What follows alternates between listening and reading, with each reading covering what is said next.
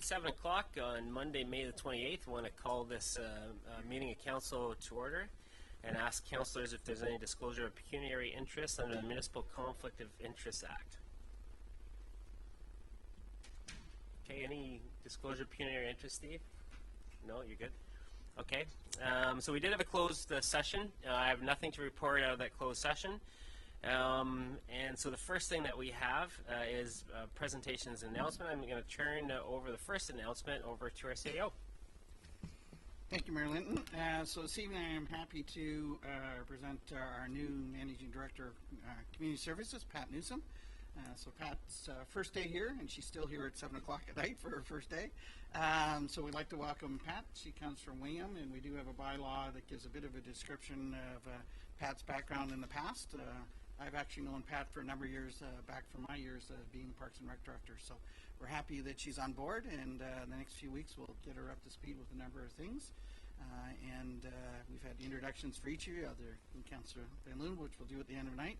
So over the next week we'll be take her out to the various areas in the community, as well as to our various facilities with our various senior management staff. And I know Pat's excited to start meeting some of the folks in our organizations in our community. So welcome aboard, Pat. Yeah, welcome, Pat, and know that it'd be awesome to work with you and have you part of the senior team. It's great. Moving on to confirmation of the agenda of recommendation that, oh sorry, I skipped right by everything else. First, I have a Mayor's County Council report. There's just one thing I wanted to bring up today. But if you remember back to our discussions with the St. David Street Bridge Rehabilitation Project last year, Council had directed staff to coordinate a meeting with the county to see if we could get any financial assistance from the county because we were over our construction costs on that project. So Andy, Colin, Councillor Morris, and myself met with Warden Lever, the CAO, Scott, and their Director of Engineering several months ago. And as expected, there wasn't a whole lot of interest in the county setting a precedent to provide CW with funds to pay our higher than expected construction costs. However, we did get into another discussion with the county, and that was regarding the county taking over the St. David Street and taking over the bridge once it was built. We do know that we have significant construction and maintenance costs on that road. And our thinking was, on May of the past year, County Council passed a new policy that was entitled the reclassification of a local road as a county road. And the policy states that when the average annual daily traffic, so the AADT, on a local road exceeds the minimum AADT, to categorize the road as a Class 2 road in the province's prescribed standards document for 3 consecutive years, that road should be transferred to the County of Wellington for further capital and maintenance requirements. So initially when that came out of the county, my antenna went up because I knew that that this would meet the St. David Street and Highway 6 would meet that criteria. So Highway 6 connecting link through Fergus, of which the St. David Street Bridge is a component of, does meet the Class 2 road provincial minimum standards. So it would classify according to this policy.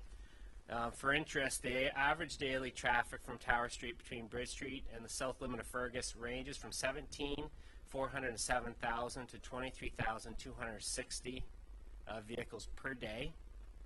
And the traffic on St. David Street between St. David Street Bridge and north limit of Fergus range from 10,256 to 14,606 on a daily basis. So it does easily exceed the Class 2 standards. So Andy and I then met with the County Roads Committee on May 8th to follow through with our request to have the county take over this connecting link road. And so their response has been that it wasn't their intent initially to include connecting link roads when they established this policy. So their staff now have been directed to identify the financial implications to the county because there are I believe three other connecting links roads in other municipalities. So that means that the county, they would then be requested by those municipalities to take over those roads, I would imagine. So they want to make sure that they understand the financial implications of that. So that's the point that we're at this stage, and we're waiting back to hear what staff have to say, what county staff have to say, and they're going to bring that back to county council. And I'll keep the group updated on where that goes. I'll be pushing for them be taking over, because I think if the policy is the policy, and it was pretty clearly stated when it came before County Council, so I think it fits. I think it's consistent and that it would fit that policy. So we'll see what the county does from there. So keep us all up to date on that. Okay, Councillor. Thank you, Mayor. On that update then, how does that work when we've invested a significant amount of funds into that new bridge? Is there some type of a trade-off of different roads or funding projects? How does that work, or are we just happy to pass that on to them in good shape? Well, I mean, it's our bridge, it's our road right now, so, and we got the 2.2 million from the province to do it. But we do know that there's significant infrastructure work that is slated for St. David Street further north. So we do know that there's other costs. So even though we'd be giving them a road that has a bridge on it, we know that downstream there would be costs that it would, if this goes through, that would be borne by the county. So, Councillor Kittredge? Thank you, Mayor. But they wouldn't be involved if there was water or anything like that. It's only like the surface of the road that they're going to be taking over. Is that correct? I imagine that, yeah. Correct. So we would still be responsible. We'd have easements and things of that nature over the road. So we'd be responsible for the underground infrastructure. They would only be responsible for the road capital as well as the ongoing maintenance of that. So we'll see what they come back with. I mean, to me, it meets the policy. The policy is pretty clear, so it's worth a shot. And I think that's one way. And when we mentioned at the Roads Committee meeting, that's one way that you stay consistent across the whole county. And you know, when we talked to the Minister of Municipal Affairs, we questioned why in the world Centre Wellington ever got that road. Like, it's much more a regional road than it is a local road anyway. So why didn't initially you give that to the county? And their response back to us is, well, why don't you guys work it out with the county? So, well, thanks. But anyway, so that's what we're trying to do. Councillor updates. Councillor Fisher. Well, just before we get into it, I just want to remind councillors that the Economic Development Task Force meeting that we had was a closed session, so there shouldn't be any updates from the Economic Development Committee, I wouldn't imagine. Okay, Councillor Fisher? Thank you, Mr. Mayor. Community Services Advisory Committee has been plugging along, meeting regularly every 2 weeks on the McDonald Trust distribution issue, and my calculation is there's a meeting next week, 2 weeks after that, and there's a regular meeting in there somewhere. So I fully expect that they will be ready to bring something to council in the June cycle, unless there's a real glitch that we're not aware of yet.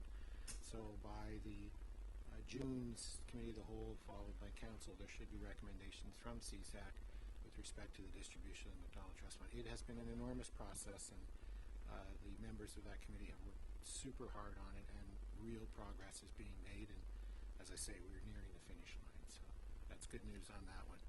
Heritage Centre Wellington, hard to remember, a long time ago. I believe there's an item on the Committee of the Whole agenda that relates to one of the things they discussed, and I can't remember what else they discussed, but we'll see.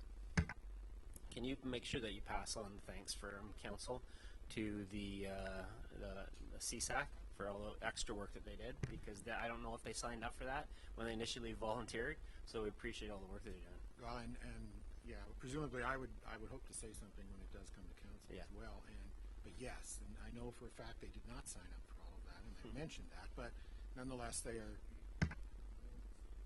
Okay. Councillor Morris? Thank you, Mr. Mayor. Thank you for that report. I really appreciate that good news. Late last year when I urged you to approach the county, I had no idea what the outcome of that would be, but I guess it just sort of proves the old adage that when you shake a bush, you never know what's going to fall out of it. So we've shaken the county bush, and maybe something will fall out that will be of benefit to us. The Senior Center, the Victoria Park Senior Center had a meeting way back in the beginning of May, and we set a record for brevity in that meeting. Everyone sort of was saying, is it done? We've not finished before this early, but so there wasn't a whole lot on that agenda because it was so brief. However, I would remind everyone that June is Seniors Month, and to stay tuned to Victoria Park Senior Center for a lot of announcements as to what activities and things that they will be doing to celebrate that month. So that's my report. Thanks, Councillor Morris. Councillor Kitchus? I don't have anything to report. I do have a question, though, about the Growth Committee. We haven't had a report about that for a long time, and I was wondering if there's any updates on that. Yeah, we're looking to try to arrange a meeting with the Growth Committee. We're just trying to fit it in with all the other committee meetings and project meetings that we're trying to have. So we will be having something in the next short period with the Growth Committee. Councillor Van Loon? I think I was in the same meeting as Councillor Kitchus that we didn't have. no update then on that. You got nothing yet, Dean. It's coming though. Councillor McWayne? Nothing? Okay. Okay, moving on to where are we at now? Confirmation of the agenda. I have a recommendation of the Council of the Township of Centre Wellington confirm the agenda for its meeting held May 28, 2018. Move for that recommendation. Councillor Morris, seconded by Councillor Workman. All in favor? And that's carried. We have an agenda. Confirmation of minutes. We have minutes from our meeting from April the 3rd, council meeting from April the 30th. I have a recommendation that the minutes of the council meeting held April 30th, 2018 be adopted as circulated. Move for that recommendation. Councillor Van Leeuwen, seconded by Councillor Morris. All in favor? And that's carried. Section 9, we have a report from the Committee of the Whole from last week, May 22nd. Recommendation that the Council of the Township of Centre Wellington approve the report from Committee of the Whole dated May 22nd, 2018 as circulated. Move for that recommendation.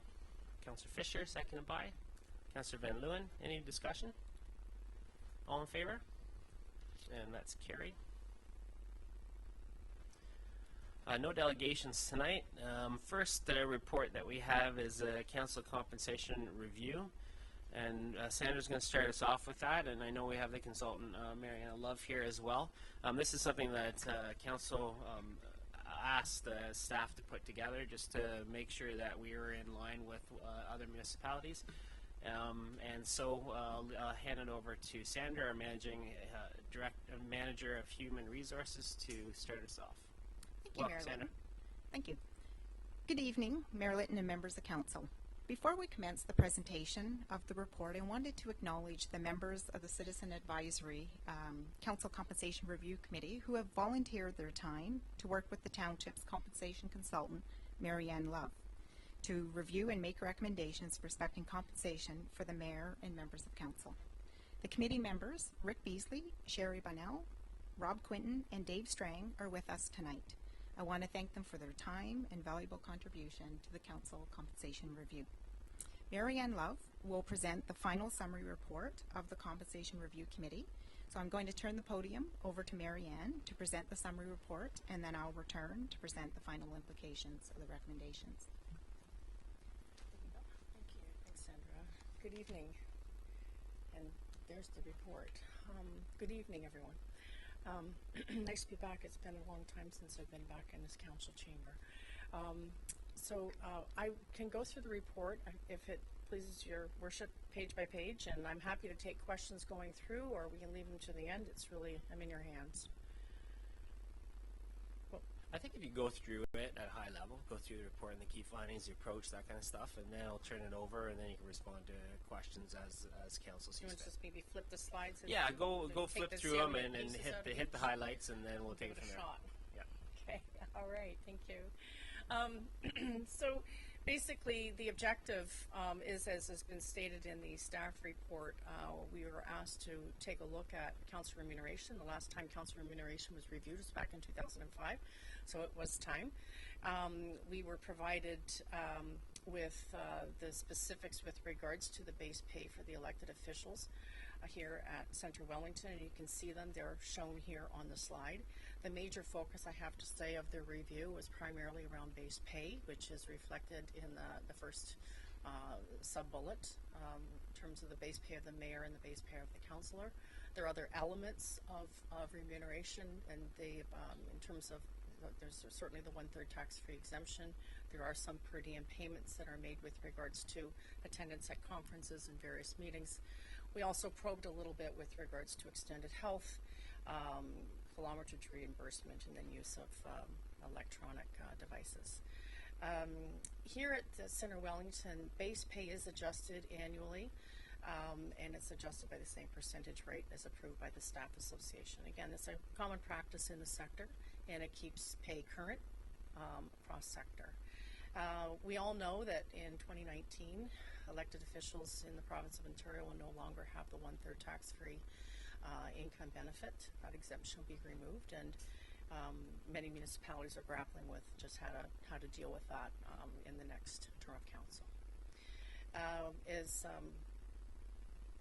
As Sandra has mentioned, we've had the benefit of using have access to a council compensation review committee and a market survey, and myself. So we've had 3 elements that have been, utilized in this review. As I was saying, the major focus has been basically on base pay and probing a little bit in terms of what other comparators are doing with regards to the 1/3 tax-free exemption. Council also asked us to take a look at some ideas or some strategies with regards to attracting future candidates. So the committee did opine on that, and we've got a slide that we can talk about that a little bit more. And the process pieces are also set out here. The elements for consideration are set out on this slide. All right, and I won't go through them because there's observations that I can share with you as we work through. With regards to sort of general highlights, generally speaking, the base pay remuneration for the elected official positions here at Center Wellington is on all counts low to the defined pay market, having regard to the comparator group that we're using. Other elements of the compensation are generally competitive, although we've come forward with some suggestions with regards to a healthcare spending account, which council may want to give some consideration to. And of course, the information is provided to council for its use and deliberation in order to be able to set pay for the next term of council. So the custom survey, I'll just kind of probe a little bit on the market survey. We used 15 comparator organizations. The comparator group was selected, having regard to criteria. So the approach taken at this part of the assignment was really no different than it would have been back in the day when we did the market survey work for the staff association positions. So we set criteria in which to select a comparator group. So the criteria is shown as here on the slide. We looked at some of the historic comparators. Certainly we like to see, take a look at comparators in a sort of a geographic location, similar service alignments. So you can see in the Appendix A that they're all local area municipalities, but for one, there's one single tier, which is Aurelia. Size is another indicator, but it's not the only indicator. It's certainly an important indicator. At the outset, certainly there was a signal to the committee that we should be looking at some of the larger populated organizations, and certainly a signal that this organization, this municipality, was poising itself for growth, both organizationally and within council. So we took that into consideration when we selected comparators as well. As I said, I've got the appendix A shows the comparators, but maybe we can flip to that at the end. In terms of the observations, we took a look at the pay components for the elected officials here, compared those to the pay components to in the marketplace. There was some suggestion that we should take a look perhaps at whether or not there were full-time mayors or non-full-time mayors. 3 of the 15 comparator organizations did report on that, saying that they had a full-time mayor position. 6 of the 15 reported having part-time deputy mayors, and all organizations said they had part-time councillors. So of course, having said that, the caveat is we didn't take a look at the time commitment for mayors and councillors. That was not the focus of the review. The focus was more pay, but we did ask about the full-time versus part-time. The comparator-based pay is shown in Appendix B, and again, I'll flip to that as we work through. And the base pay comparative statistics are shown in Appendix C. So Appendix C just basically summarizes the base pay that you see in Appendix B. The percentage difference is shown in Appendix C as well, and that you can see if you're looking at in B, you can see that there are a number of base pay values that are reported for mayor. amongst the comparators, the base pay ranges from $23,673 to $96,200 for a mayor position. So quite a wide range. When we take a look at the 50th percentile value for that group, which is meaning the midpoint of the data collected for mayor, we are about 30%, about 30.7% below the market median target. When we look at councillors, we see that they're 7.8% below the market median target, and the base pay ranges for councillor positions range from $16,141 to $38,621. All right, when we are looking at percentile targets, it's quite common to start with a median. So neither, and the thinking is don't want to lead, don't want to lag, want to sort of take a look at a representative comparator group and see around the midpoint of that group and see if that, what that value is, and then bring that home as a target percentile. I think the 50th percentile, just as an aside, in the province team tends to be very common, but it all depends on the makeup of the comparator group. There are some organizations that might go a little higher, 55th percentile or 60th percentile, but again, it depends on the comparator group. I think, you know, given the comparator group, we have some organizations that are higher population, some lower. I think the 50th percentile is a reasonable base pay target. And having said that, we have some ways to go. So we are lagging that value. Again, moving on to some of the observations, 14 of the 15 actually reported on the 1/3 tax-free exemption. All comparator organizations currently provide the 1/3 exemption. 5 report that the base pay salaries will be increased to offset the loss on net income with the removal of the 1/3 free tax-free status. And the remaining comparators are reporting the issues yet to be resolved. So it's pending. The practice in the sector, from my experience in the sector, it has been that the decision to offset the pending tax treatment seems to be the norm in the province. And that's also, you'll see further information on that in the staff report in terms of the calculation. All of the comparator organizations reported that council remuneration was adjusted annually by the amount of increase provided to the employee's salary grid or by COLA or the year-over-year change in CPI. So the practice that we are undertaking here in Centre Wellington aligns with the comparator group that we've canvassed. And 10 out of the 15 comparator organizations conduct periodic salary reviews to determine market competitiveness, typically once during the term of council, just as we've done here for the upcoming council, and many are using the market survey approach. The 50th percentile, the defined pay market, is common for base pay. 5 comparator organizations also reported they use a community-based advisory committee to assist in the review, just as we have here, whereby they're using market, they're using an advisory committee, and in some cases, an external party such as myself will be coming in to facilitate. Now, growth in assessment is not in itself considered a determinant of base pay. However, when we take a look at the comparator organizations that have been selected by our comparators, we can see that that's probably in line with some of the thinking in terms of the selection. So thinking of taking a look at some larger organizations or organizations that are also experiencing similar growth. 11 of the comparators include elected official compensation in a bylaw or written policy to underscore, I think, transparency in the approach of compensation. Continuing on, 9 comparators provided the market comparative municipalities that they used, and they appear to be selected again. It's just sort of a little bit of a diagnostic, thinking how did you come up with those comparators, and some of in their organizations, and it seems to be that you could kind of back into the criteria of probably geographic placement, size, similar to the approach that we're using here.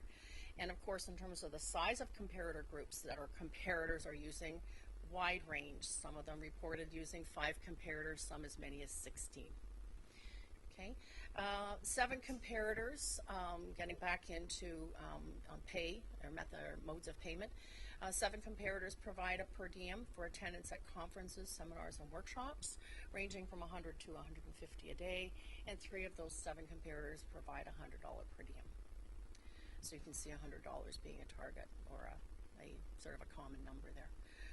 2 comparators provide meeting per diems of $75 and $100 outside of regular council committee schedule, and for those meetings. And none of the comparators reported an acting mayor event rate, which I think might have been a practice here in years past, and so this is why we're reporting on it. 7 comparators provide reimbursement thresholds for breakfast, lunch, dinners, and others reimbursed based on receipts and policy. And 2 of the 7 use a total daily reimbursement threshold maximum, as opposed to breaking it out on type of meal. 10 comparators reported kilometerage reimbursement, ranged from 48 cents to 55 cents per kilometer. 4 of them report payment of an annual car allowance. Car allowance amounts range from $1,020 to $8,893 for mayor, and 2 comparators reported car allowance for councillors, $1,020 to $1,864. 14 of the comparators provide laptops, 9 provide cell phone, and 3 pay a monthly internet allowance. So that practice evolving in terms of being supported technically has certainly evolved over the years as it relates to the elected official position. In terms of retirement, three comparators state that they contribute to OMERS for elected officials, and 1 provides an RSP opportunity with no employer contribution. 13 comparators provide group benefit plan coverage, so drug, health, dental. 6 of the 13 provide life, AD&D, optional life, and 4 of those 13 provide travel insurance. Most are employer paid, or organization, municipality paid, or co-pay premiums. Common practice in the sector is to review council remuneration once during the term of council. And typically, the revised base pay rates are implemented during the next term of council. Council base pay is typically determined by a customized market survey, as we've affected here, and median market, 50th percentile comparator group, again, common practice. And this is also supported by the survey results in the AMCTO's recent survey report on elected official remuneration, which was published in March of this year. It's also common practice in the sector to increase annual pay for elected official positions annually by the amount used to adjust management or non-union salary grids in the organization, and this allows for a year-over-year increase to align with cost of living increases, also supported by survey results, and it's been a practice in the sector for many years. In terms of the report, fewer than 5% of the municipalities in the province with a population below 50,000 have a full-time mayor. And again, I'm not sure how that's defined in terms of full-time mayor, because the report itself, if any of you have read through it, doesn't really go through in detail how the definition of full-time has been derived. But that was the statement. Now, in terms of attraction of future candidates, we did talk about this a few times when we met, actually all times when we met. And I think the committee, I'd have to say, diligently turned their mind to it, and it's not an easy nut to crack, but they did think that there were some things that council could consider to support attraction of candidates to the position of mayor and councillor here at Centre Wellington, and also to promote transparency. So the first bullet, which is also supported by the AMCTO report, is to adopt fair compensation practices and competitive base pay. That's underscored by what we've undertaken through this review. So pieces of that would be to adjust the base pay by an amount to offset the 1/3 tax-free provisions, so that basically the elected officials are made whole going forward. Also, suggestion is to continue to adjust the base pay annually by the percentage adjustment provided to the staff association, so we're thinking that's a good practice.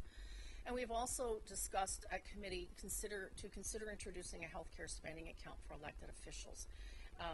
The one area that there seemed to be somewhat, a lack of competitiveness was in the area of benefit provision. The committee talked a lot about, you know, what vehicle to use, and the thought was a healthcare spending account was probably more affordable to the organization than the benefit, the employer or the organization, the municipality paying the benefit premiums for all members of council. So they put this forward for council's consideration. They also have suggested, again, conducting a compensation review every 4 years during the last year of council using a community advisory committee and custom market survey. So underscoring the process we've just gone through. Also, in order to promote transparency, the recommendation is to adopt elements of elected official compensation, you know, by bylaw, included in a bylaw, and develop a council strategy to promote the importance of strong local government in the community. And I think there's lots, that's one little bullet, there's lots loaded in that last bullet. And that wasn't taken lightly by the committee. So there's an understanding that through the strategic plan, there will be some organizational and governance elements in relation to strategic planning and strategic directions of the organization that really speak to strong local government. And I would imagine through the strategic planning exercise, there'll be initiatives that can be undertaken that would underscore that the importance of demonstrating the importance of local government in this community. So I don't imagine that would come as a surprise, but we did talk about it quite a bit. So some good discussion around that. So in conclusion, the annual base pay for the mayor and council positions is relatively low to the defined pay market, has been reflected in the previous slides. And that's, of course, looking at all percentile targets. So you can see the 50th, which is the median, at midpoint, the 55th. If we're not competitive at the 50th, we're not going to be competitive at the 55th or the 60th. So we need to start somewhere, and the recommendation is to use the 50th percentile target this go around. The council is generally competitive with other elements of remuneration other than the group and retirement benefits. So we've come forward with a recommendation, the committee's come forward with a recommendation on the healthcare spending account as a positive first step. And the market comparator group and the 50th percentile target for base pay we think are reasonable and conservative. Always need to be conservative, I think, whether it's elected official pay or staff pay, given the fact that, of course, we all know that the payment for these positions and for staff are coming from the local tax base. I think the committee understood, as I said, going through the exercise, that the organization has poised and is poised for growth. So that would mean, I would think, the next go-round for the council remuneration study would probably be a good solid look at those comparators with the view of changing those comparators, some of those comparators. Some of the smaller ones may fall off, some of the current ones may stay, and some additional ones would be probably added. And that, to me, is a good practice. The organizations evolve, the marketplace evolves. So these are some things that we want to be mindful of. The other thing that would need to be tested going forward in the next review is the 50th percentile target. So this exercise and our recommendations coming from committee is a bit of a lift to get the organization to the 50th percentile of that group. And we'll see then how if there are annual adjustments on pay going forward, then it will be interesting to see how this organization fares the next go-round 4 years from now.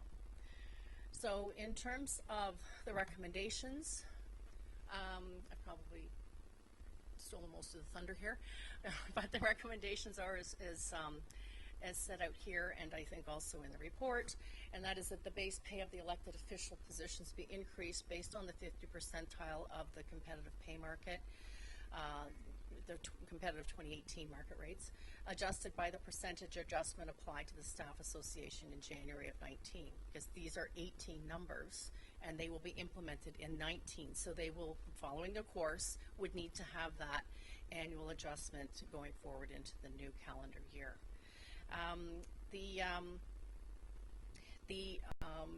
The mayor, the adjustment, the market adjusted mayor's rate, this is for 2018 numbers, is $38,009. Councillor is $20,892, and if council may wish to consider increasing the mayor's base pay over a phase period, 2-year period, that's really up to council. but there's an acknowledgement that there's a greater gap, a bit larger gap for the mayor's salary versus councillor. So that's why that suggestion is there. The further recommendations are that they continue to adjust base pay as we've discussed, and that they continue the practice of conducting market reviews as discussed. The base pay for mayor and councillor be increased to offset the removal of the 1/3 tax free treatment, subject to any change in legislation, which hasn't come yet, and it's not likely to come. And that calculation is in the staff report. Also recommending that a healthcare spending account of $1,200 annually be introduced for elected officials having regard to the current costs of employee benefits, as I've referenced. Implementation costs and the savings account, the 1/3 tax-free offset, those are set out in the staff report. Now, in terms of the busyness of the report, the market comparators, the data is set out here, and you can see that, and I would say this in any market review I've done, whether it's for council or for staff, and I've done many in this sector, there are no perfect sets of or groups of comparators. We do the best we can based on the matching those comparators up to the criteria that we've identified. You can see in the listing here, we've got some organizations or some municipalities with population that is over 40,000. We've got some that's signaling the growth piece. We've got a number that are the populations in around the 30,000 mark, which is sort of where we're sitting, and we have some that are smaller, but they are geographically situate close to us, and for that reason we thought that was one of the criteria, so we thought we would include in that regard. There's some different I guess, measures of size that are shown in this slide. So expenditures that are coming from the FIR, the population coming from StatsCan, and the median income also coming from Stats Canada.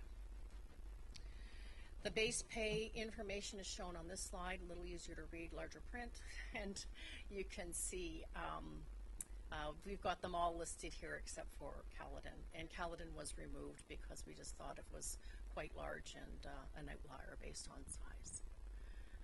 This go round anyway.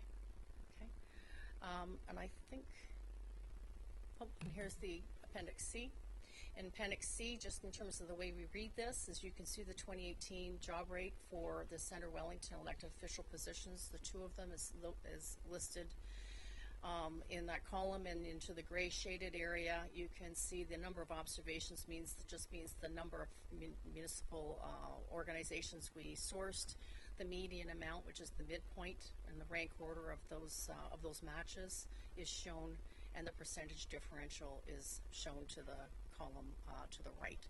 And of course, as we move to try and to identify higher target percentile measures within the comparator groups, obviously those numbers are going to be higher and with greater deviations. So the committee is recommending that we focus on the 50th percentile this go round. And I think that concludes the presentation. I'm more than happy to take questions. Thank you very much, Marianne, and thanks for going through that presentation. That really, really helps to give us a sense of what approach was taken for this project. Sandra, do you have anything to add to that before? Then I'll turn it over to questions from council, but if you had anything to add, answer questions first. Okay, before we do, I wanted to extend our thanks to the Compensation Review Committee. I know Sandra did that, but I wanted to pass on council's thanks to David, Rob, Rick, and Sherry. Thanks for coming out tonight, and thanks for all the work that you did on this, because it was really important to council that we had citizen representation when we did this project.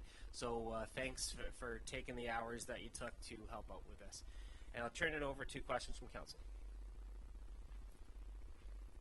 Councillor McLean? Thanks, Shelley. I'm curious, when I think when all of us started on council, we had a introduction to council and how we're paid and all that kind of stuff. And one of the things that I was told at the time was that 30% tax-free piece was to pay for our expenses, such as car allowance, because we don't get paid for anything local, and for home office and telephone and internet and all of the things that we have to pay for to participate as a councillor. And it's difficult to find in here. I don't see, well, right now, it was sitting still, but it kind of bounced around a little bit. Anyhow, it would seem to me that that equivalent that you're providing to us as a compensation for losing that 1/3 tax is $387, and I'm not sure how that even comes close to equaling the expenses we have over the year. First of all, just comment on the observation, and my recollection is the same as the councillors, because I go far back in the sector, and I believe the 1/3 tax-free allowance was to compensate for expenses. And as it's evolved over time in municipal government, some expense reimbursement has also come in to play, plus the 1/3 tax-free. So I share your observation, but this is the mode of compensation has evolved to the present day, both here and across the sector. In terms of the calculation and the number to recognize the 1/3 tax-free, that's probably coming from your report, Sandra. So Sandra might want to talk about how she's come up with the calculation, and maybe that'll answer that part of the question. Maybe before Sandra starts, I'll just add on a little bit, and that is we still are not paid for automobile use, home office, our home computer, our home internet, et cetera, all things that we need to do our job. Do you want to respond? Sandra can talk about the calculation first, and then I'll maybe get to the other piece. So the calculation is actually 1/3 of the total tax payable. So the total tax payable would be about $1,200 a year. And we've just taken that calculation and taken the 33% and given it or provided it as an allowance. So that's the piece that you would not have had to pay in the past. So that's the difference. So basically, the way I see this is that we are going to be paid an extra, with the $387 plus the extra $1,000 or whatever it is, we're going to end up being paid an extra $1,000 a year, approximately, $1,000 a little bit. Most of which is going to go away on income tax, and anybody that's got, everybody around this circle has a job, pays income tax already, so it's going to be much higher than whatever the rate was that got deducted at.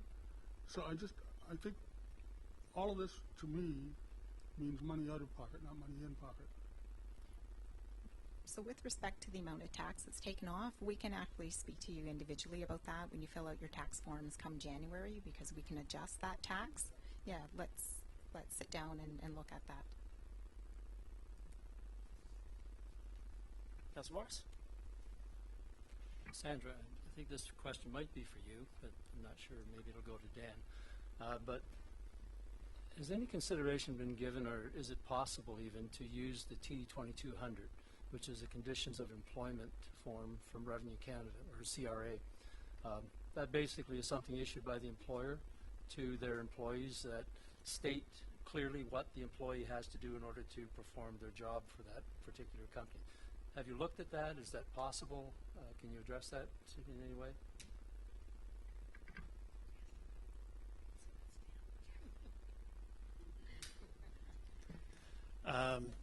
Through you, Mayor Linton, we can certainly look at whether or not that form would be available for council use. It hasn't been looked at to date, but we can certainly look into it. And to my knowledge, based on the review we've done with the comparator committees, that is not something that is standard typically used within those municipalities.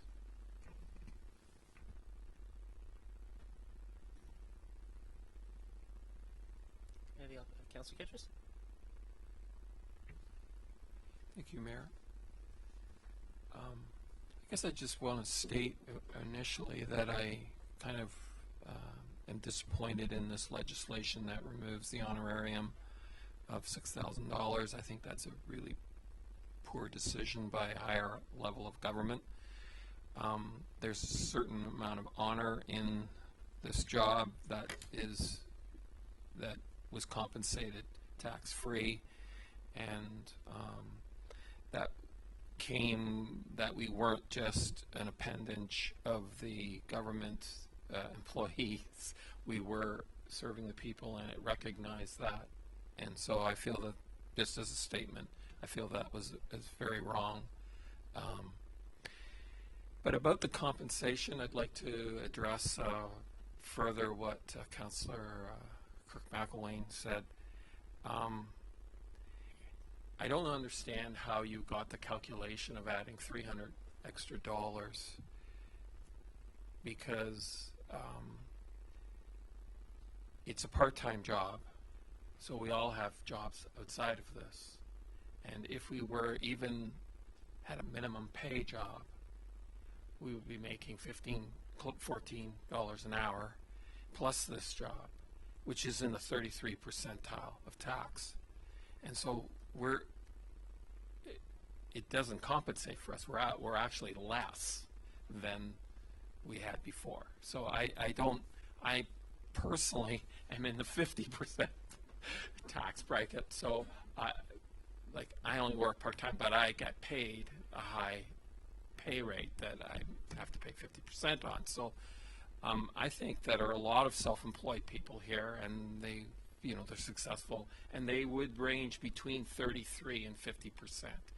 And so you're not, in terms of attracting people, we're behind, and that's just one of the things. I just think that wasn't thought out in the way that it actually is, because we all have jobs. It's not full-time.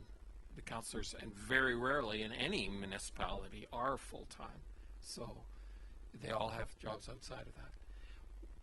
One of the things that one of the concerns I had about compensation is that because everyone here has other jobs, it does restrict the availability of this position to a large sector of the population, because it's only part-time and it pays so little. So that was one of the concerns I had about this position, that you're not going to actually attract very many people because everybody has to work.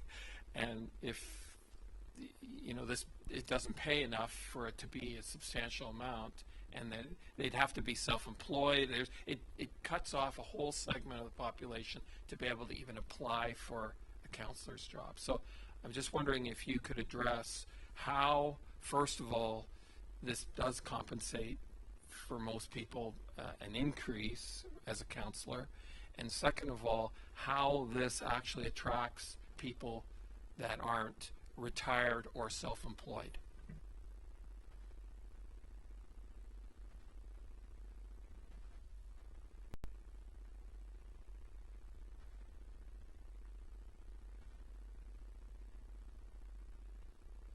The committee did spend some time on attraction initiatives. I think there's an acknowledgement that given the fact it is a part-time role, those people that are at that point in their life, either financially or in terms of years, are those that are able to move forward into elected office, and that can also attract a particular demographic.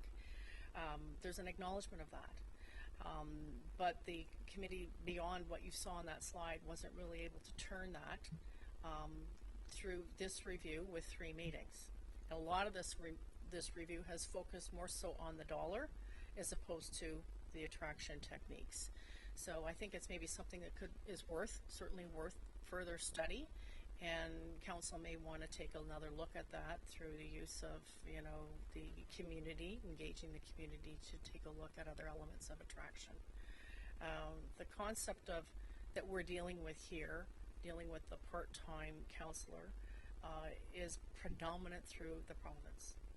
At most municipalities, you can see by reading the AMCT report, are dealing with part-time elected officials, unless you're looking at sort of that pocket within the GTA, that sort of around the GTA area, and perhaps up in some of the larger municipalities such as Ottawa. It's predominantly part-time. So it's stereotypic. It's an issue across the province, and perhaps AMO's undertaken some initiatives on that. I can't answer that. But I can say, in relation to the councillor's concern regarding the federal government's removal of the 1/3 tax-free, I do know that AMO has made the views known together with its sister organizations, other municipal organizations in each of the provinces through FCM, and still there is no change. So it seemed to me that that was something the province or the federal government was intent on doing, and probably felt they had good reason for. And but I think all of the views that you've raised, those points you've raised, have been voiced, and unfortunately it is what it is right now.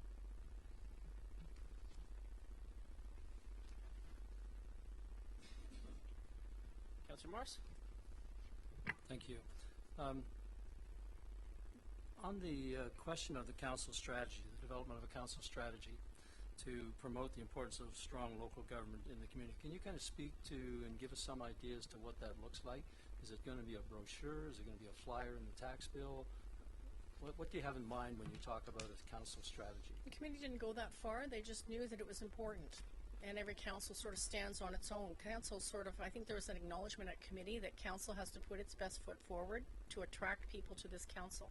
Every council has its own sort of unique culture, its modes of behavior, and its relationships. So those things can be evidenced through local municipal reporting, or local reporting in the local media. It can be evidenced through having booths and exhibits through local government week. It can be evidenced through engaging with the community and bringing people in to understand what it's all about to work for a municipality and to come in and actually sit in a council meeting. So there are lots of things which this committee, in its short period of time, and I can tell you there's a major brain trust sitting in behind Sandra and I. They're very bright individuals. They're very committed, but to the cause. But we really looked at this as predominantly more monetary based, and thought, you know, we'll give it a shot, and more work needs to be done. So we didn't get that focused on the actual initiatives, but I'm sure well-thinking people on a go-forward basis will certainly drill down on that. Is that fair? Yes? Okay. Thank you. I don't want to, I'm here basically speaking for the committee, so I don't want to put words in their mouths, but I think I got it. But if you can make a comment, and one of the things that does stand out is clearly there is direction to have a target of the 50th percentile. So do what is typical, do what is kind of a mid-range there. So if you can have a little bit of a discussion, because that kind of drives the recommendation, is trying to get towards that 50th percentile, which I'm okay with. I think that's a reasonable approach. If you can have a comment about the nature of the discussion that the committee went through to get to that assumption. Well, we did talk about the comparator group, and we talked about the percentile target, because they both have to go together. If we had all large growth-based municipalities, the 50th percentile target was probably going to be too rich, but we did not. We took a look at the pool. We had some smaller, we had some larger. We thought, okay, based on the criteria, we think that's reasonable. So we set that. Then we looked at the matches and what the market summary produced, and we realized there were gaps. So we figured, the discussion was, well, we got to get at least to the midpoint of that comparator group before we go further. So, I mean, you could look at this as evolutionary. It's not revolutionary, it's evolutionary. Compensation always is, because things change. But we need to at least meet the mark of the 50th. That's the midpoint. That's not the highest, it's not the lowest, it's just the midpoint of that comparator group, and even then there are gaps. So, you know, it's always on ability to pay, always. And, you know, then of course with council remuneration, there's the political sensitivity, which is somewhat balanced with community engagement and someone from the outside that doesn't live here, but has some expertise in the area. And I think between myself and the committee, we felt that this was a reasonable first target. And keep going with as the recommendations say, keep going with the annual increases so you don't fall further behind, and go out and test that comparator group 4 years from now and see if that should change at all. And given what I understand of this organization, I would not be surprised that that comparator group changes. Therefore, the data will change. Therefore, the percentile target will change, and there may well be increases 4 years from now. Now, I don't have a crystal ball, but I would not be surprised. But we figured we need to take a prudent approach. We figure reasonable and conservative, and yet meeting a target. So that's where we went with that. Councillor Workman? Thank you, Mr. Mayor. Just looking at the attendance for conferences and stuff like that, it says that the out of the comparators, it's $100. I mean, that's not even a part-time job at Freshco as far as remuneration, and so I'm actually losing money if I want to go to one of these things to take time out of my business. Is there any way that can be addressed, and why is that so low across the board? Because that seems a bit ridiculous to me. Well, to that point, you can see that it is relatively low. I mean, that's what you can see the marketplace holds. They're saying, look, I think that the sound bite back on that is there's a recognition that above and beyond council meetings, where there's a requirement to attend a conference, to undertake a learning that's going to better the governance of the organization, there should be something. And so there is a something, and that something is a modest per diem. I mean, but if you read well, I'm sure I don't need to say to anyone here, and I certainly don't need to say it to myself because I've been in the sector for a long time. People stand for elected office and sit in the chair for much more than compensation. And we know that to be true, or none of us, you wouldn't be here. But having said that, we know it needs to be fair and needs to be competitive. The competitive piece is checked off given this review, because we've looked at comparators, we've selected a percentile, and you can see some of the pay practices as have evolved in your comparator group. But there isn't a comparator out there that's paying, for example, $500 per diem a day. So we all know that even at 100, compared to what you would be earning in your private business or private place of employment, it's not a comparison. It's an acknowledgement. Okay. Morris? I have a question about the market comparators, the communities that you compared us with.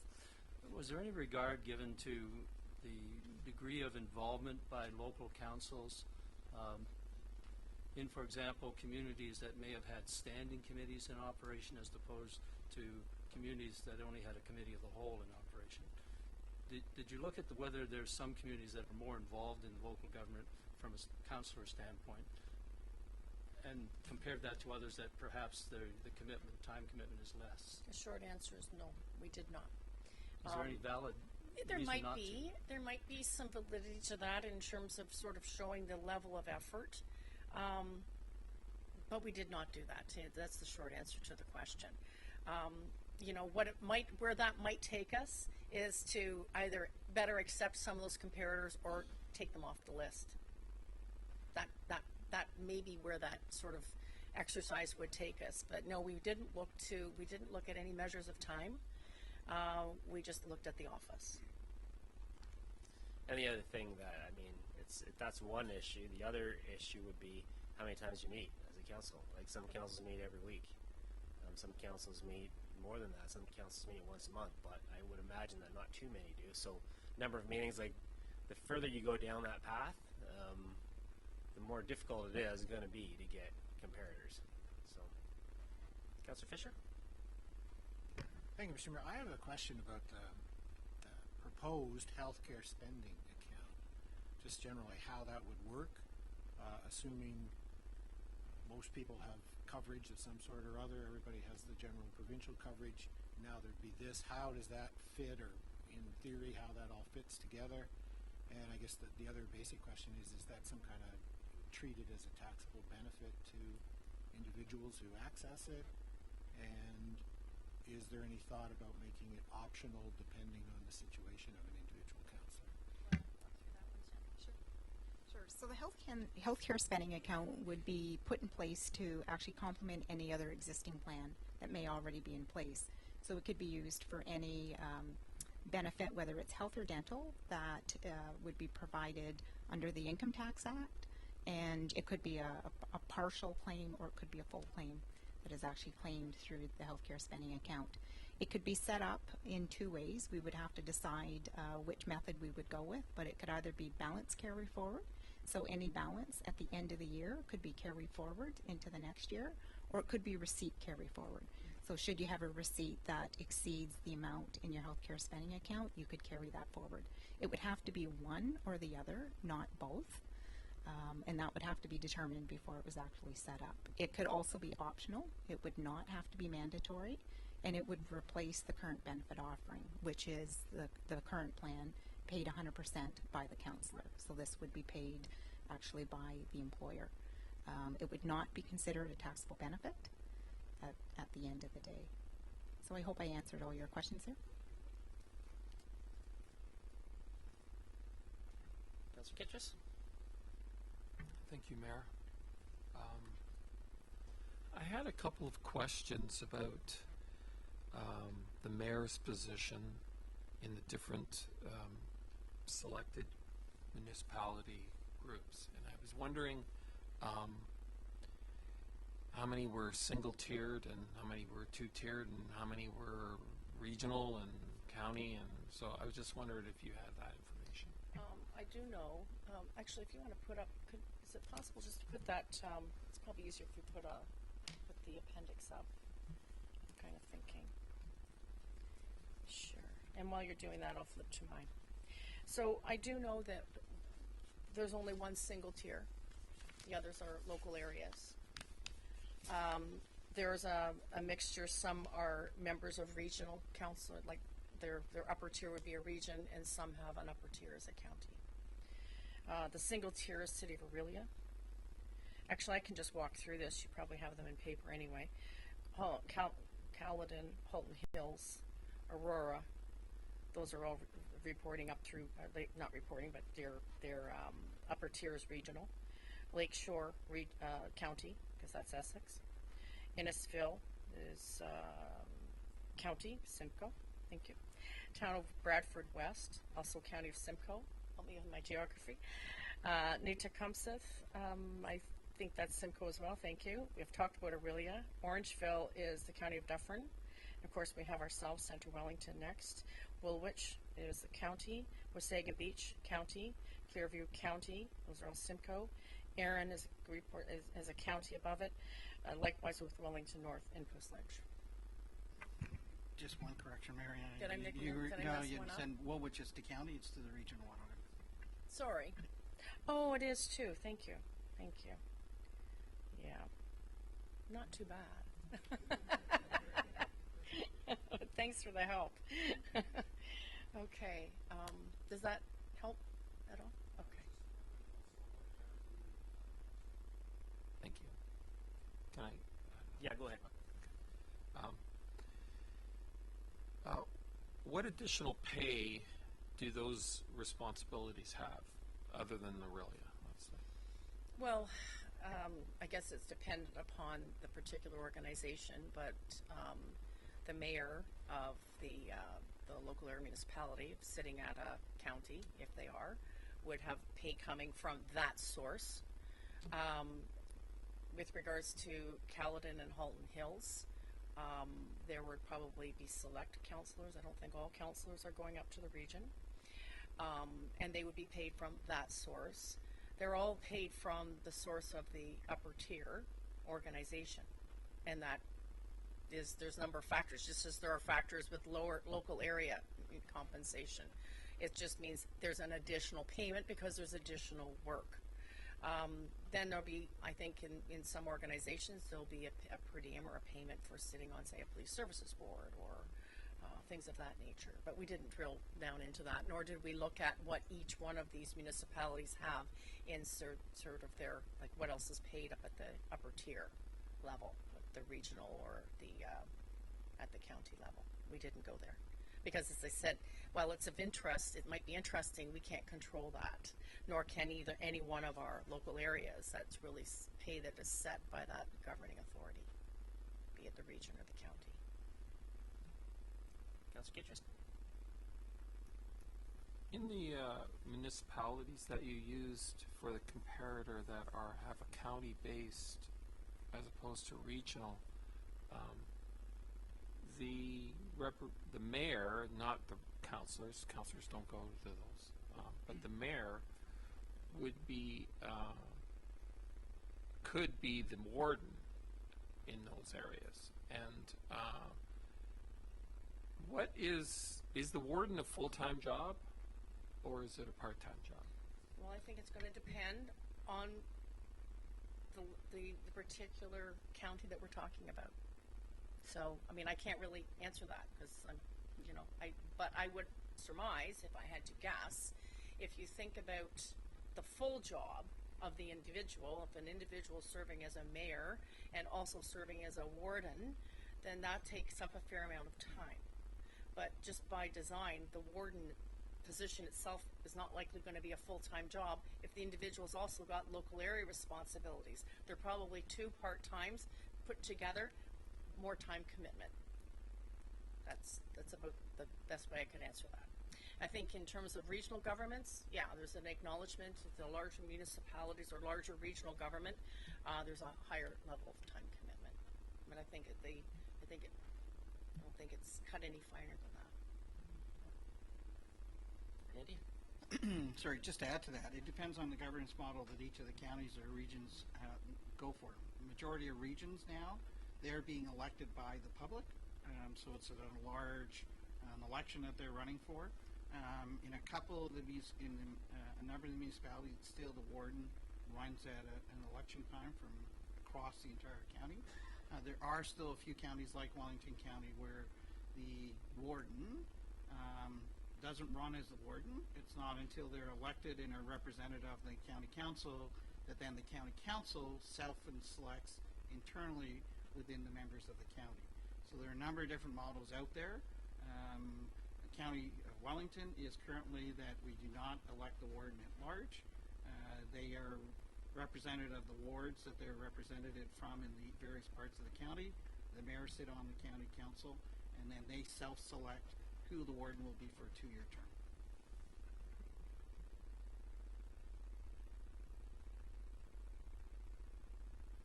Councillor Kitchus?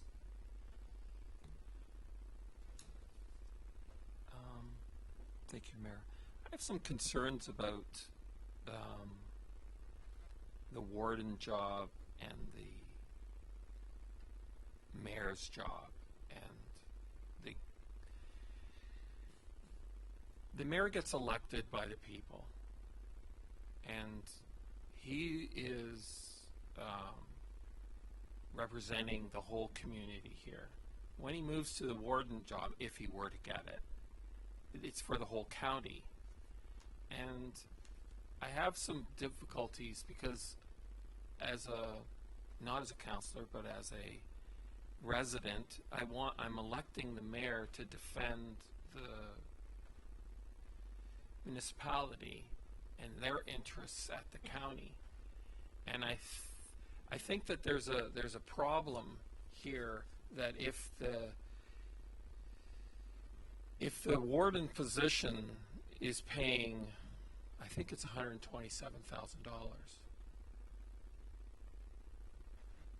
Yeah, I think that's what it's moving towards.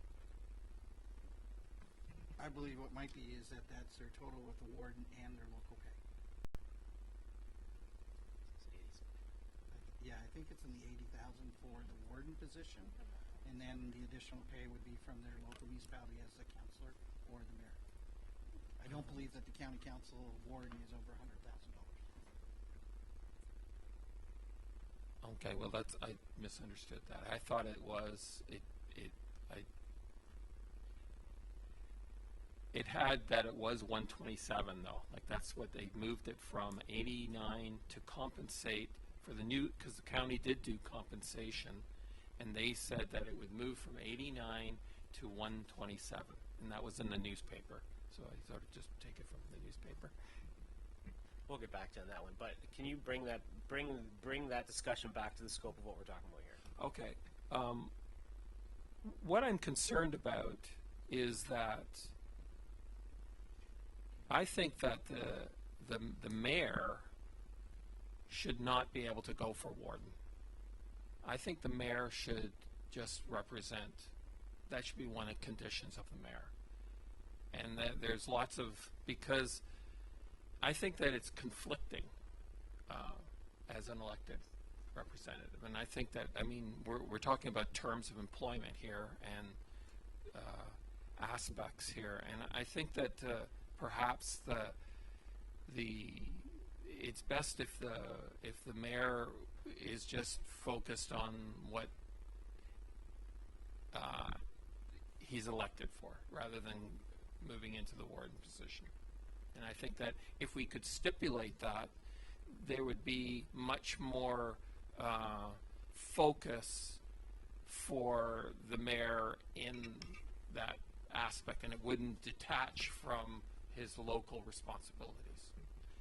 That's just a topic for discussion. And I think you're right. It's a governance issue. That's the way the setup is right now. So that'd be a county-wide discussion.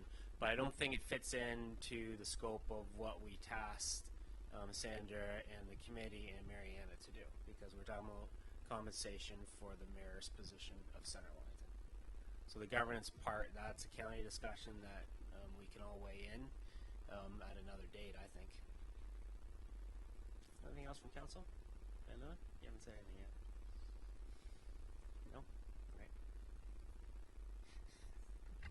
Well, I think to be on council and remuneration for that is a very tricky thing, and in some senses I want to ensure that we're not paid too much that we do it for the wrong reason, but not so little that you're not able to compensate for what you need to do. And I think that that's really where we want to go. I don't think that we want to make it into a position that's paid, that we begin to view it as a job. And yeah, it's community service. It's tough. Sometimes you do scratch your head and wonder why, but it's for the community, and I think that 50th percentile is somewhere where we've landed, and I'm okay with where we're moving at this point. Okay, anything else from council? Okay. Oh, Councillor Workman? Just one more thing. When I said Freshco, my daughter works there. She loves it. It's a great place to work, so I didn't mean that to come across as bad. Okay, thank you. Thanks for that. Thanks for that caveat. Is there anything else you wanted to add to this, Sandra? No. Okay, so I'm gonna read the very long recommendation. Thank you very much, Marianne, for this, and thanks again to the committee for moving ahead with this project.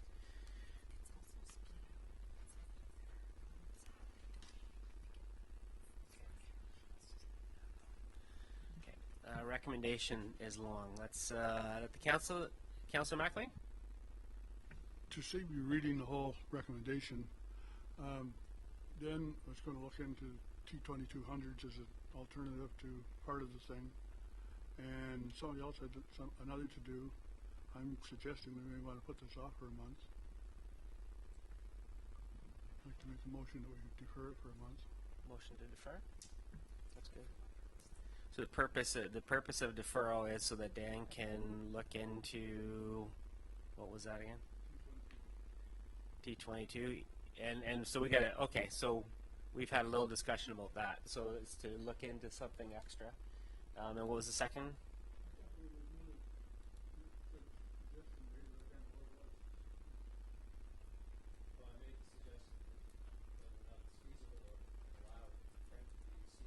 Just hit your button. Yeah, that's right. Yeah. Can we get Clerk, can you just use the... Until we're compensated for actual expenses instead of added salary, it's going to hit our taxes a lot more than it's going to help us. So I think we need to somehow be compensated for expenses which are not taxable. Is that enough direction for council for deferral? That's all you need for That's all you needed? Okay, for a deferral. So second. Yeah.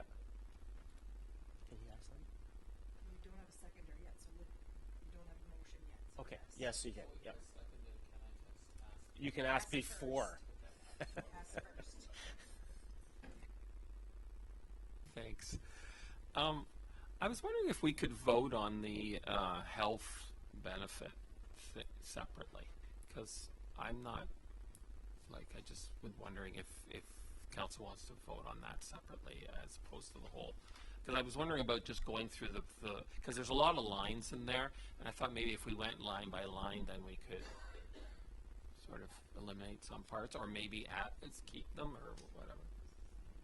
So it was designed to kind of like give us a menu of options. So it's kind of like ordering a Harvey's burger, and you can choose what you want. So we could do that. We could go through, because there's some things that I'm more, like I like the 50th percentile, but I'm not 100% convinced about the health thing too. So I'm okay with going through each of the statements right now. Is there any one that comes like, can we do that? Can we go through each of the paragraphs and say, get a head note? We don't have a seconder yet.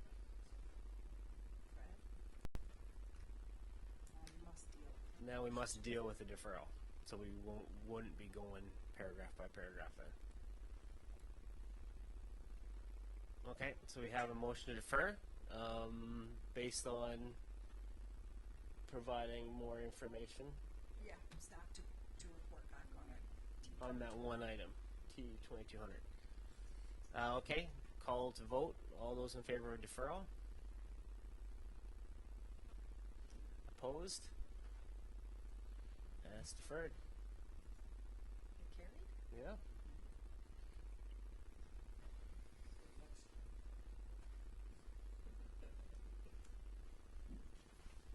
Okay. It's deferred. All right. To the next council meeting. Is that the deferral, or just until whenever it takes to do the work? My understanding is deferral until we can come back as staff having research with regard to that one item. We would not be asking the committee or our consultants to be doing any additional work. We would just be looking to the CRA to see whether that's viable for the 1/3 option. Just a question on that. If it goes a long time, does that catch us up into the whole lame duck thing? Whereas for sure it doesn't if we get to it in June. And we should get to this because we're speaking to the next term. So really we need it in June. I mean, the deferral was pretty specific, so that should be able to get there in June. We'll have the same conversation again.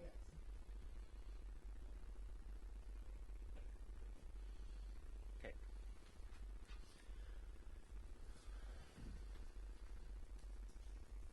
Okay, moving on. We got what we need from that. 11.2, LCBO Elora lease agreement, report from RCO. Thank you, Mayor Linton. So this is, we've been working back and forth at the LCBO. As Council's aware, the LCBO has been a long-time tenant at our township property at 23 Metcalf Street, which we all commonly know as the National Historic Site Drill House, or Elora Drill Shed. The agreement was up at the end of October 2017. The LCBO came forward to us with regards to some amendments to the lease that they would like to make. They were generally specific to all their leases that they have across the province with regards to some 2 or 3 amendments that they were, as they went through renewals, they were requiring. They made it very clear to us that one amendment specifically, which had to do with any of the leases with regards to taking action against the Queen, were to be eliminated, so they had a new clause that they wanted into that.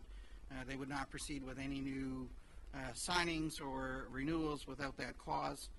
So staff at that time felt that since this lease goes back all the way to 1983, it had just been renewed every 5 years with some very, very minor amendments, that it was appropriate then now to bring this lease back into the appropriate time frame with regards to the legalities, the insurance, indemnification.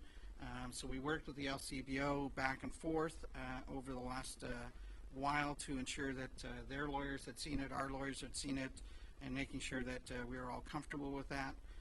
I can tell you the LCBO this is not a normal lease for them, because the majority of their leases are now in commercial plazas where they don't own the building. It's a very standard lease that they sign for all those. As you know, most of them are now in smart centers or in commercial centers that they have. So their lawyers were involved heavily through this process. We worked back and forth incorporating that. I can say that our LCBO has been a very good tenant over the years.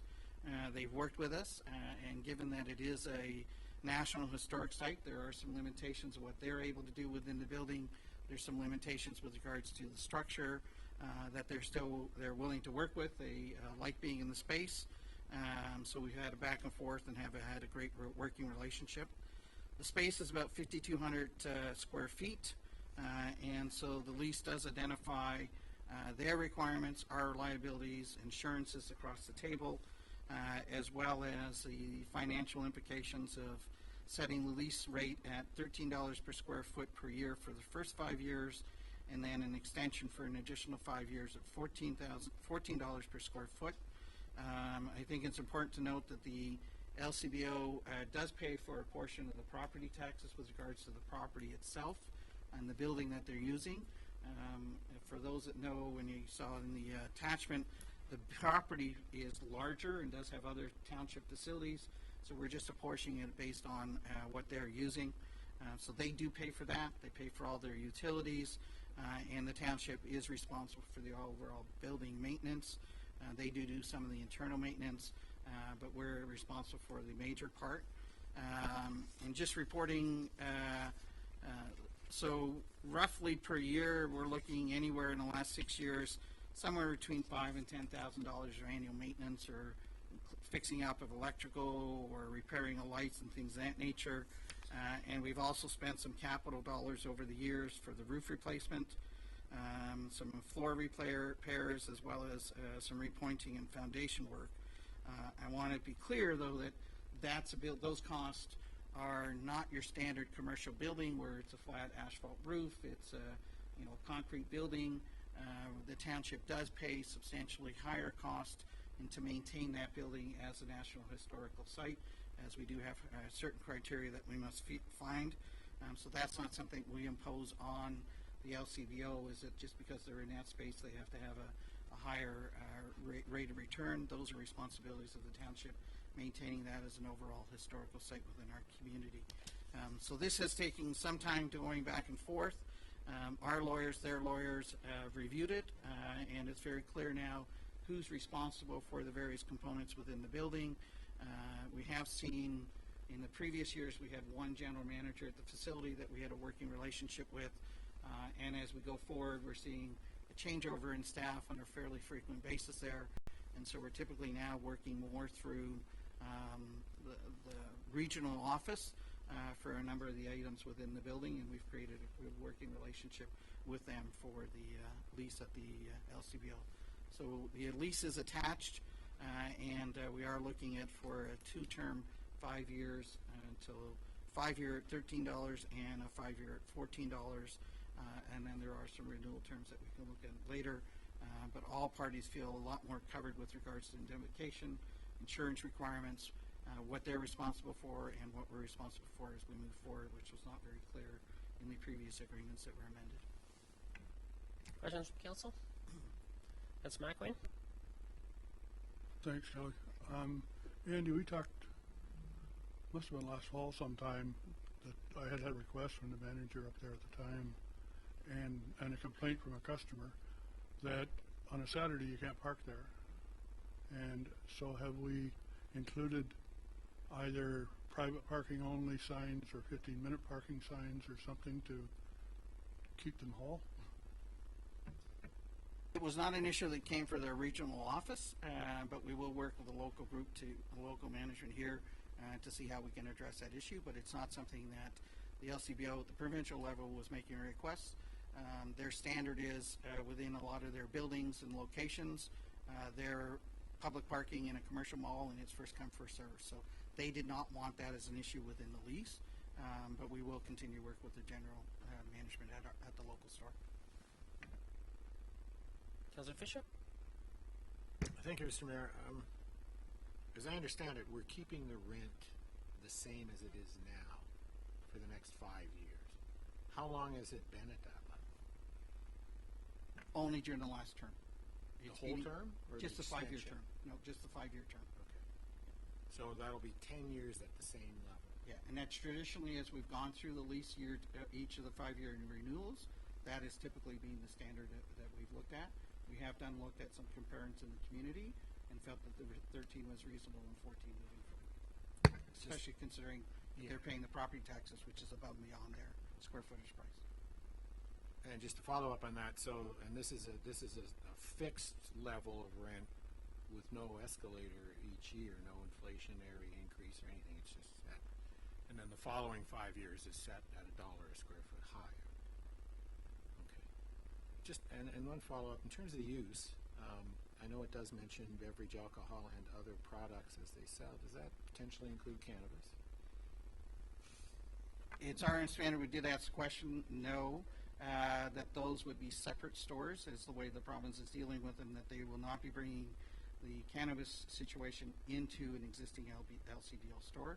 Those will be separate stores, and if you followed in some of the municipalities, for example in Guelph, they're actually looking to lease another building specifically for cannabis.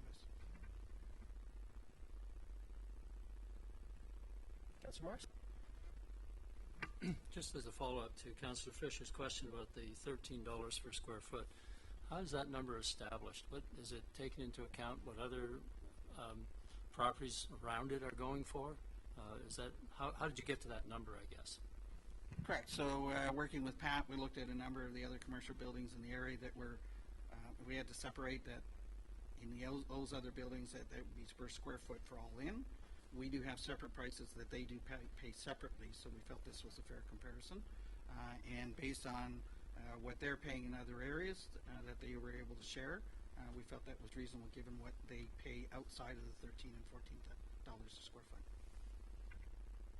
Councillor Van Loon? Thank you.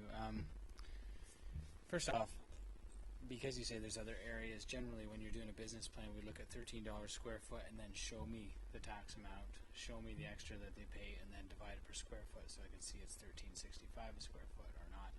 I find it difficult to make a basis on they pay other areas, but I don't know what those other areas are per square foot. I'm a little bit cautious in regards to going to a 10-year contract in an area that's just about ready to boom for lease rates in the coming 5 to 10 years. So I'm just, I'd be more comfortable if this was a 5-year lease and gives an opportunity to then review this lease and say, okay, what's the cost? What's our taxes? What's the going rate and lease availability? Because 10 years is a long time in an area that is just about ready to explode and we're on the edge of it. So I'm even almost leery at a 5-year for this point. But my preference would to bring it and keep it at a 5-year, and I'd like to know what that tax ratio works out to in that per square foot ratio, if possible.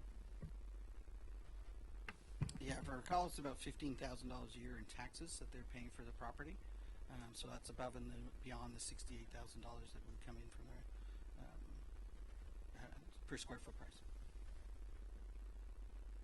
And they're responsible for all the 5,300 roughly. And so they're responsible for all the refrigeration or any of the mechanical works with regards to their operations they require with internally. Councillor Kitchus? Thank you, Mayor. I think this is too long-term. I would have to agree with Councillor Van Leeuwen about that. And also the rates. 15 years ago, I rented on Mill Street, and I paid $18 then. I think the rates on Mill Street, which is just really just across the bridge, are considerably more than that. And that whole area will be developed in the 5 years, and I feel that I agree. I think that's too long term, and I also am wondering how the number was established at 13.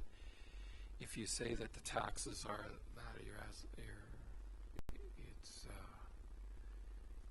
it's adding about $1,000, $1,200. Yeah. It works out just under $3 a square foot. Yeah, so we're at $16. Yeah. I think that's still a little bit low. That's more. I think I know where Councillor Van Loo and Councillor Kitchers are coming from, but I think we have to look at the fact that this is a very old building and a very large building in downtown Elora. Having a 10-year lease is a guarantee, basically, that's going to be occupied and that the revenue is going to come in. I'm not wild about the amount, but hey, it's government that we're dealing with, provincial government, so they're going to look for some benefits on their side. So I think I'd rather have the 10-year lease and know that the building will be occupied.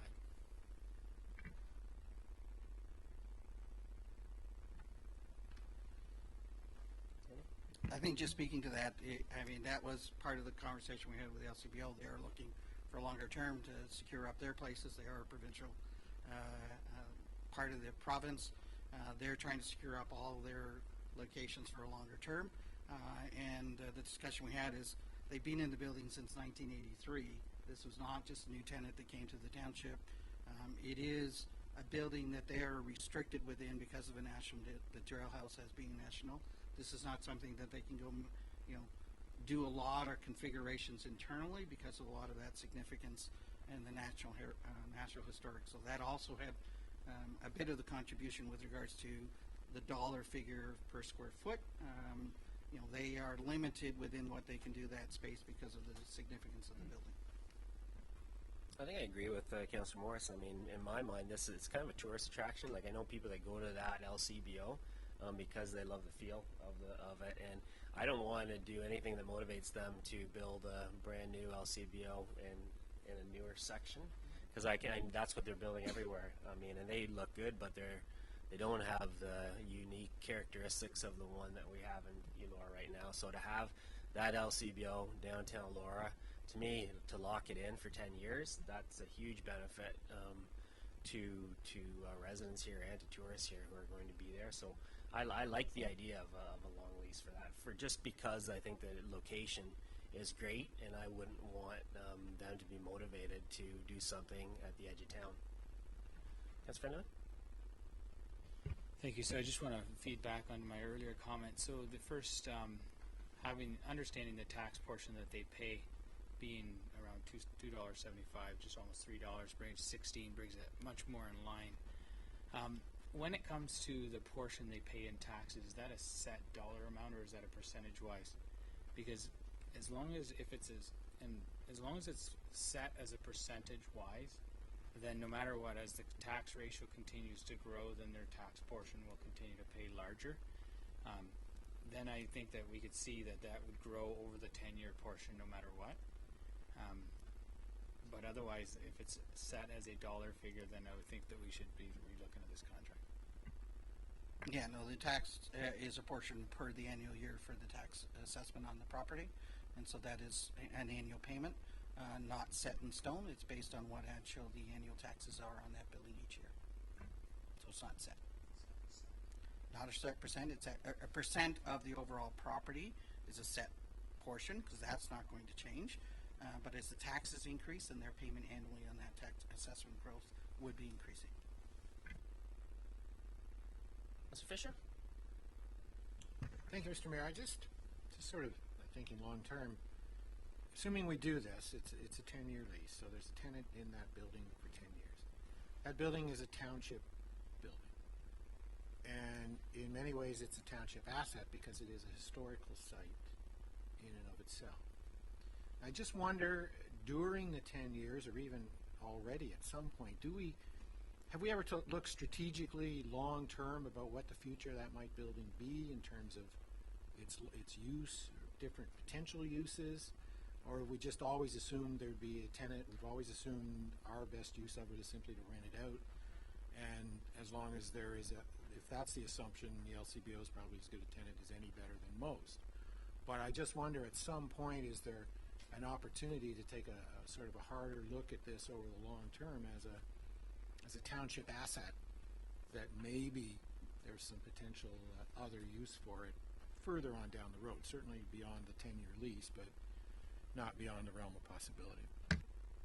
There hasn't been any direct conversation at a council perspective. I know we have spoken about it internally at a staff level.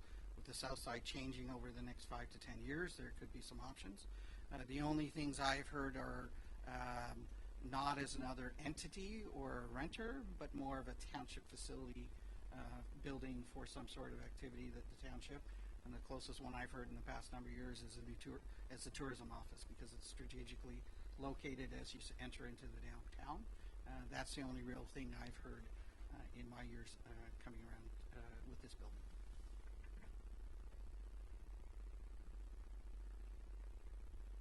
Anything else from council? Okay, recommendation that the Council of the Township of Center Wellington authorize the mayor and clerk to sign the lease agreement between the Township of Center Wellington and the Liquor Control Board of Ontario for 23 Metcalfe Street in Elora. Move for that recommendation. Councillor Fisher, seconded by Councillor Morris. All in favor? Opposed? That carries. Okay, moving on to 11.3, appointment of the deputy clerk. Carrie? Through you, I think the report is fairly self-explanatory. We are just making sure that we have some continuity in our department and the proper signing authority is assigned to Canwar, so he can accept nomination papers and so forth with the election and other things. Any questions from council on this one? Okay, read the recommendation that the Council of the Township Center. Oh, sorry, Councillor McLean. Excuse me, is this a full-time, long-term job, or is this only for election year? No, he's on a contract for the election.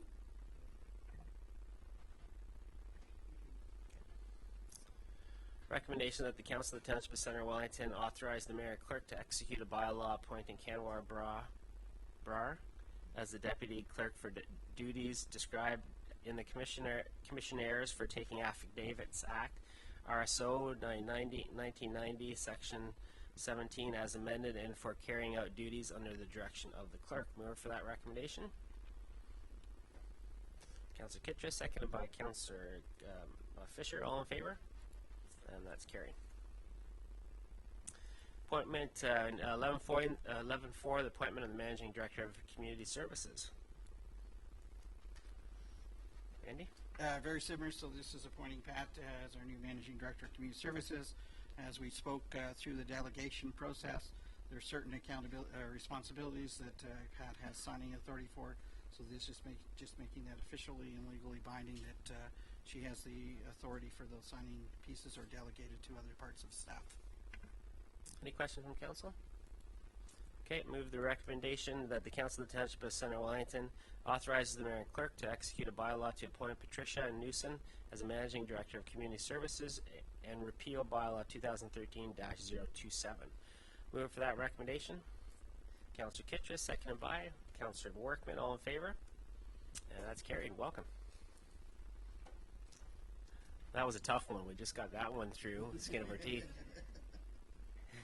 11.5, appointment of the Groves Community Hospital Board. This is something that, based on the Groves Act, we have to do whenever there's new appointments to the board. You have the report there in front of you. Any questions from council on that?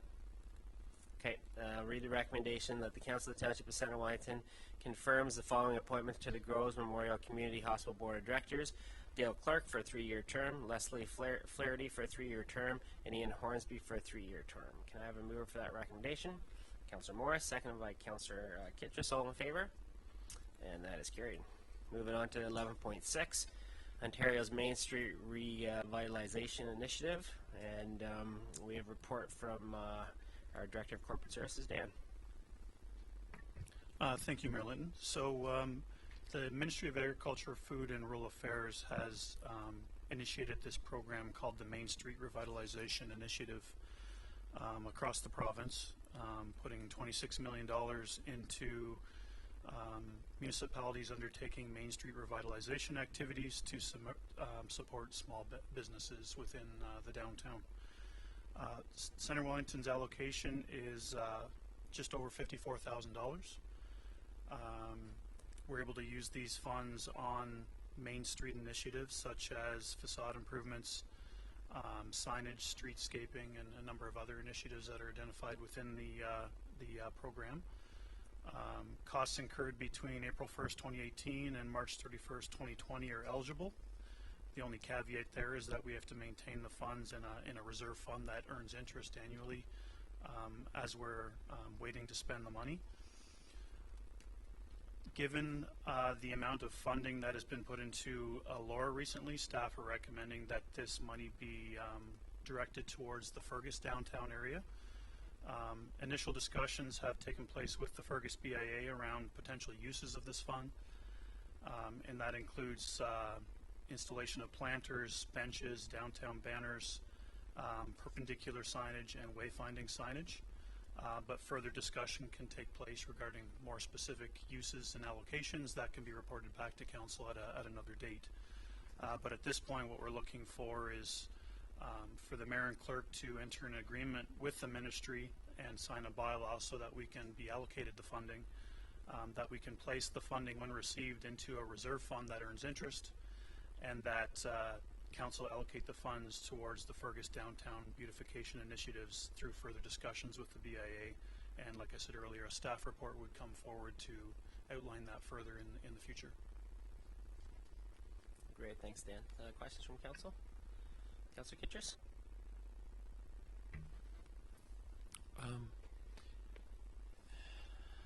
This is a hypothetical question, I guess. What is the main street? Is St. David's Street the main street, or is St. Andrew's Street the main street?